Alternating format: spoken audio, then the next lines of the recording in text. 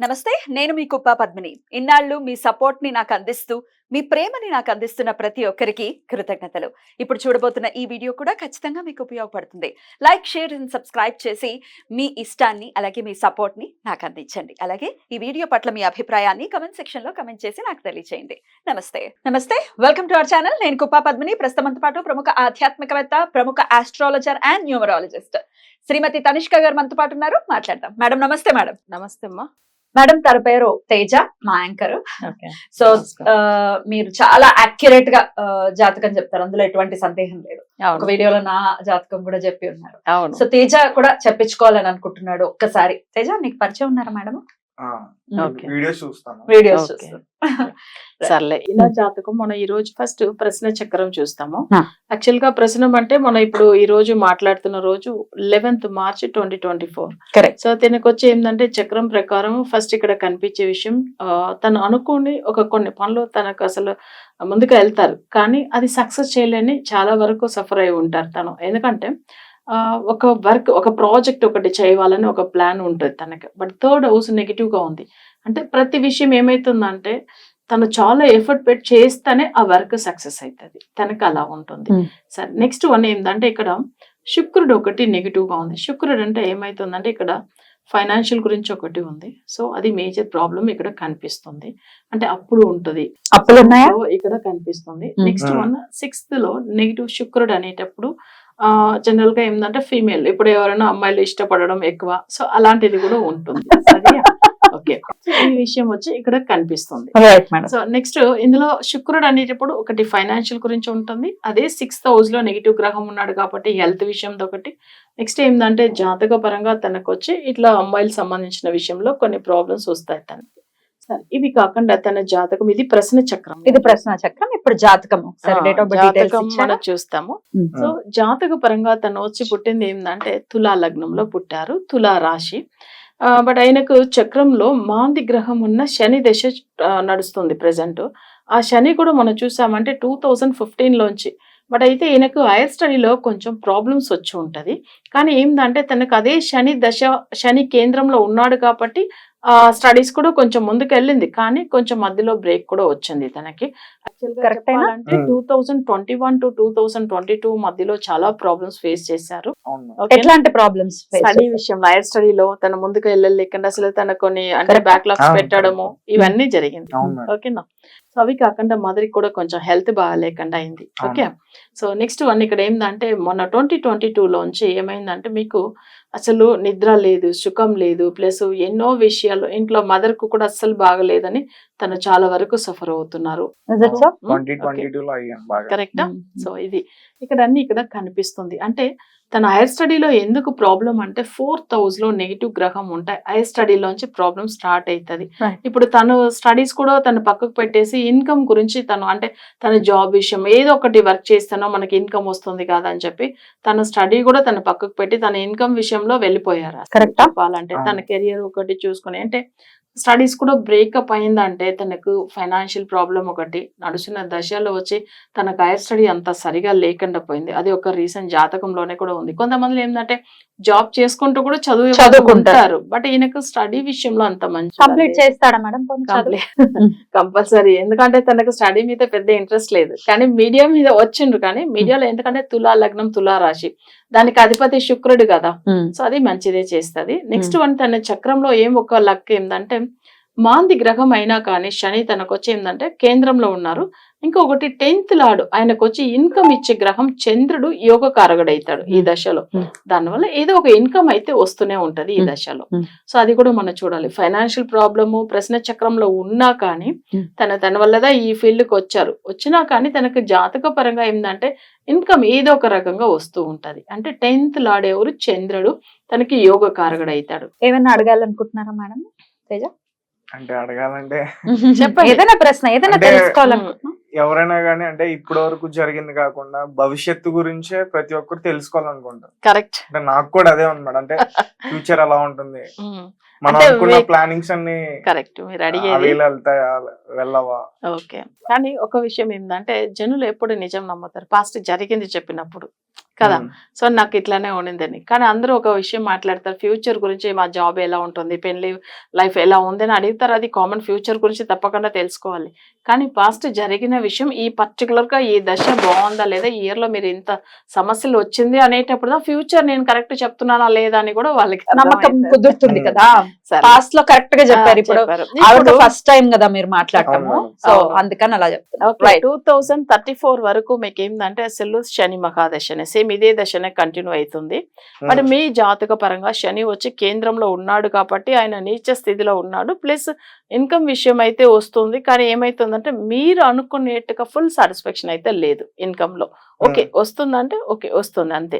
సరే, ఫ్యూచర్ లో ఇంకా మీకు ఆ శని దశ కంప్లీట్ అయినా కానీ తర్వాత వచ్చే దశ బుధ దశ. బట్ బుధుడు అసలు జాతక పరంగా ఇక్కడ కుంభ రాశిలో ఉన్నాడు, అంటే శని హౌస్ లో ఉన్నాడు. అలా ఉన్నప్పుడు ఏమైతుందంటే బుధుడు మంచోడు కాదు. జనరల్ గా తులా లగ్నానికి తులా రాశికి కానీ ఆయన యోగ కారకుడు అవుతాడు బుధుడు. బట్ అయితే పర్టికులర్ గా ఆయన శని అంటే శని హౌస్ లో అంటే మకర రాశిలో కానీ కుంభరాశిలో కానీ ఉంటే అసలు మంచోడు కాదు. అది ఒక పాటనే ఉంటుంది తమిళ్లో. అంటే బుధ శని చండాల యోగం, అంటే బుధుడు వెళ్ళి శని హౌస్ లో ఉండకూడదు, శని వెళ్ళి మిథున రాశిలో కానీ కన్యా రాశిలో కానీ ఉండకూడదు అట్లా. సో ఇది 2034 నుంచి కొంచెం ప్రాబ్లం ఉంది. నెక్స్ట్ వచ్చి మీకు చూసామంటే 2028 నుంచి 2031 వరకు కొంచెం రాహు అంతర్దశలోంచి బట్ మంచిగా డెవలప్ అవుతారు. కానీ అలానే అక్కడ కొన్ని ప్రాబ్లమ్స్ కూడా వస్తుంది మీకు. ఎందుకు అట్లనంటే 10th లో ఉన్న రాహు కేంద్రంలో ఉన్న గ్రహం మంచి చేస్తుంది, మంచి ఇన్కమ్ కూడా ఇస్తుంది. అలానే మీకు ఇప్పుడు నడుస్తున్న మాంది దశ వల్ల ఆ రాహు టైమింగ్ లో హెల్త్ విషయం కేర్ తీసుకోవాలి. కొంచెం మీకు చేయని తప్పుకు మిమ్మల్ని అనవసరంగా బ్లేమ్ చేస్తారు. సో అది కొన్ని విషయాల్లో మీరు కోర్టు కేసుని అట్లాంటి విషయాలు కూడా జరుగుతుంది. ఓకేనా. సో ఇది వచ్చి ఎప్పుడు 2028 లోంచి 2031 మధ్యలో. సో ఇంకా ఫ్యూచర్ అట్లా సమస్య నుంచి బయటపడిపోతారు కదా. బయటపడతారు. సో ఇది వచ్చి ఏంటంటే శని మాంది దశమ. శని అంటేనే కోర్టు కేసులు సమస్యలు ఇస్తుంది. బట్ శని మాంది అయినప్పుడు తను ఎప్పుడు ఎక్కువ సమస్యలు ఇస్తుందంటే రాగు అంతర్దశలో ఇస్తాడు. జనరల్ గా మాంది రాగు శని వీళ్ళంతా ఈక్వల్ గా ఉండేవాళ్ళు. సో ఇక్కడ శనియే మాంది కాబట్టి ఆయన దశలో రాగు అంతర్దశలో మంచిది కాదు. సో ఇది ఒక్కటి ప్రాబ్లం ఉంది. ఇంకోటి మ్యారేజ్ విషయం గురించి కూడా మనం చూస్తాము. జనరల్ గా తులా లగ్నానికి సెకండ్ లార్డ్ ఎవరైతాడంటే అసలు కుటుంబ స్థానం అనే కుజుడు, బట్ కుజదోషం ఉంది. ఓకేనా, కుజదోషం ఒకటి ఉంది. అయితే జాతకంలో మీకు వచ్చి శుక్రుడు పంచమ స్థానంలో ఉన్నాడు కాబట్టి సో వచ్చే అమ్మాయి అయితే మంచి అమ్మాయిగానే ఉంటారు, ఫ్యామిలీ కూడా మంచి ఫ్యామిలీగానే ఉంటుంది. కానీ మీకు ఫ్యూచర్లో ఈ దశ అంతా మీకు ఇన్కమ్ అయితే వస్తుంది, అంటే మంచి ఇన్కమ్ వస్తుంది. ఉన్నా కానీ ఇంకా మంచిగా మీరు డెవలప్ అవ్వాలి అంటే కొన్ని మాందికి సంబంధించిన రెమెడీ ఫాలో అవుతే మీకు ఇప్పట్లోంచే లైఫ్ చాలా బాగుంటుంది. రైట్. సో ఆ రెమెడీస్ ఏంటి, ఎట్లా ఫాలో చేయాలి అనేది ఆఫ్ ద రికార్డ్ చెప్తారు, ఎందుకంటే అవి కస్టమైజ్డ్ గా చేసేటటువంటి. అది ఒకటి. మళ్ళీ జెమ్ స్టోన్, మీరు ఆల్రెడీ ఏమన్నా జెమ్ స్టోన్ పెట్టుకున్నారా మీరు? సరే, జెమ్ స్టోన్ విషయంలో వస్తే మీకు తులా లగ్నానికి జనరల్ గా ఎవరు యోగకారకుడు అంటే ఇక్కడ జాతక పరంగా బుధుడు. అంటే బుధుడు అనేటప్పుడు మీరు వచ్చి ఎమరాల్డ్ గ్రీన్ పెట్టుకోవచ్చాము.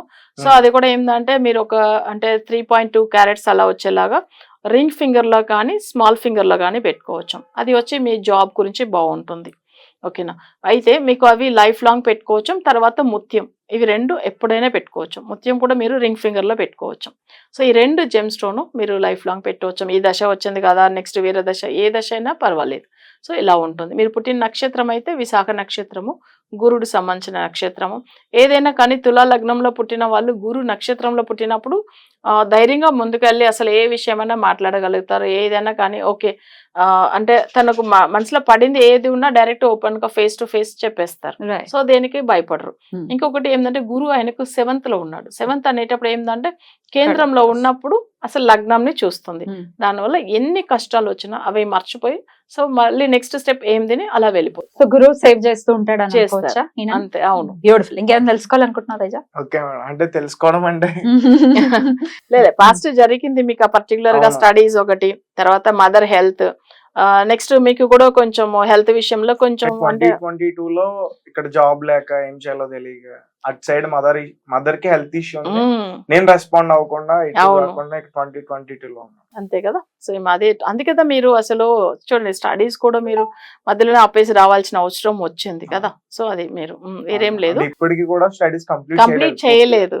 సరే నేను ఎప్పుడు లైవ్ లో చెప్తూ ఉంటాను 4th house లో నెగిటివ్ గ్రహం ఉంటే వాళ్ళ ఇంటర్ లోంచే ప్రాబ్లమ్ స్టార్ట్ అయిపోతుందని. సేమ్ మీకు కూడా అలానే కాలేజ్ లోంచే వచ్చేసింది ఈ సమస్య కూడా కదా. 10th వరకు ఓకే పర్వాలేదు, మీకు కాలేజ్ ఇంటర్ లోంచి అస్సలు మంచిగా లేదు, ఫ్యామిలీలో ప్రాబ్లమ్స్. 10th క్లాస్ నేను ఫస్ట్ క్లాస్ లో పాస్ అయ్యాను, దాని తర్వాత నుంచి అన్ని ఫెయిల్.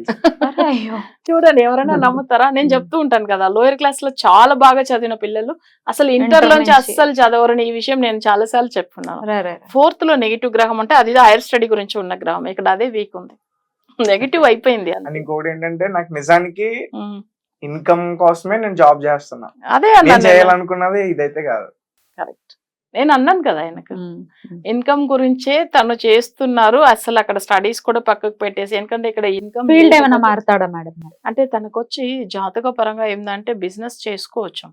సో అది వచ్చి తనకు అంటే 10th house లో రాగున్నారు, సాఫ్ట్వేర్ ఫీల్డ్ లో చాలా బాగుంటుంది, తనకు మంచి నాలెడ్జ్ ఉంది. చదువు లేకపోయినా కొన్ని జాతకాలకు చూడండి వాళ్ళ నాలెడ్జ్ మంచిగా ఉంటుంది, వాళ్ళు దాన్ని పెట్టి అసలు చాలా డెవలప్ అవ్వచ్చు. స్టడీ ఒక్కటే మన ముందుగా తీసుకెళ్తాడు అనేది కాదు. ఓకే మనం అక్కడ బ్యాక్లాగ్స్ అయింది, మనం ఇంకా ఏం చేయలేము అలాంటివి అసలు మైండ్ లో పట్టించుకో. కొంతమంది చూడండి గోల్డ్ మెడలిస్ట్ అయినా కానీ పిల్లలు చదువులు అంత బాగా చదివిన వాళ్ళు జాబే లేకుండా ఉన్నారు, అసలు జాబే లేదు వాళ్ళకి, ఇన్కమ్ అనేది ఒక 10,000 కూడా రాలేదు అంటారు. సో బిజినెస్ కూడా చేయొచ్చు, బిజినెస్ ఇంట్రెస్ట్ ఉందా? ఓకే, మీరు ఏ ఫీల్డ్ వెళ్ళాలని అనుకున్నారు అవి చెప్పండి ఇప్పుడు. అంటే నేను ఇండస్ట్రీ అటు సైడ్ వెళ్దాం అనుకున్నా, అంటే మీడియా ఫీల్డ్ కాకుండా అంటే ఒక ఆర్టిస్ట్ గా వెళ్ళాలి, యాక్టర్ గానా, యాక్టర్ గా వెళ్ళాలి. ఓకే, అదే మీకు చెప్పాను కదా, శుక్రుడు ఒక విషయం మాట్లాడాం కదా, శుక్రుడు అంటే జనరల్ గా వచ్చి తులా లగ్నానికి సంబంధించింది. ఇప్పుడు మీరు మీడియాలో వచ్చిన దాని వల్లనే ఇప్పుడు అన్నారు మీరు, అసలు అప్పుడు మన యాక్టర్ గా అవ్వాలంటే జస్ట్ మనకి ఏదైనా ఇంట్రడ్యూసింగ్, ఇప్పుడు నయనతార ఉన్నారు, నయనతార డైరెక్ట్ గా హీరోయిన్ అయిపోయిందా? లేదు కదా, చిన్న చిన్న యాడ్స్. సో అప్పుడు తర్వాత అక్కడ ఏదైనా చిన్నగా అడ్వర్టైజ్మెంట్ లో ఆమె వచ్చిన తర్వాత కొంచెం టీవీలో కూడా యాంకరింగ్ చేసింది ఆమె, తర్వాతనే వచ్చారు. సో అంతే, మీరు అది వచ్చి ఏం డైరెక్ట్ నేను యాక్టర్ అలా అవుతాడా? అయితే యాక్టర్ తప్పకుండా అవుతారు. సో ఏదైనా మనం అనుకోవద్ది ఇంత చిన్న విషయంలో స్టార్ట్ అవుతాం, అట్లా డైరెక్ట్ గా మననే ఇప్పుడు ఎవరైనా కానీ చూడండి, చాలా పెద్ద మెగాస్టార్ అయినా సూపర్ స్టార్ అయినా వాళ్ళు కష్టపడిన తర్వాత ఒక పెద్ద లెవెల్కి వచ్చిండ్రు. ఓకేనా, సో మనం కూడా ఎందుకంటే కొంతమందికి ఉంటారు డైరెక్ట్ వాళ్ళు అనుకున్న వెంటనే వచ్చేస్తారు, హీరో అయిపోతారు, అసలు వాళ్ళు లేదని అనలేదు. బట్ మీరు కూడా ఏంటంటే మీకు లగ్నం వచ్చి తులా లగ్నం, లగ్నాధిపతి అసలు శుక్రుడు అయినప్పుడు జాతక పరంగా ఏంటంటే తులారాశికి అధిపతి కూడా శుక్రుడు, మీరు అనుకునేట్టుగా మీడియా ఫీల్డ్ మంచిగానే అవుతారు, బాగా వస్తారు. ఓకేనా, సో ఇదైతే గ్యారంటీ ఇవ్వగలుగుతాం. స్టడీ విషయంలో మర్చిపోండి అంతే, మీరే మర్చిపోయారు అంతే. ఎంత కరెక్ట్ ఉంది కదా. ఎట్లా అనిపించింది తేజ? హ్యాపీ మేడం, కరెక్ట్ గా చెప్పారు.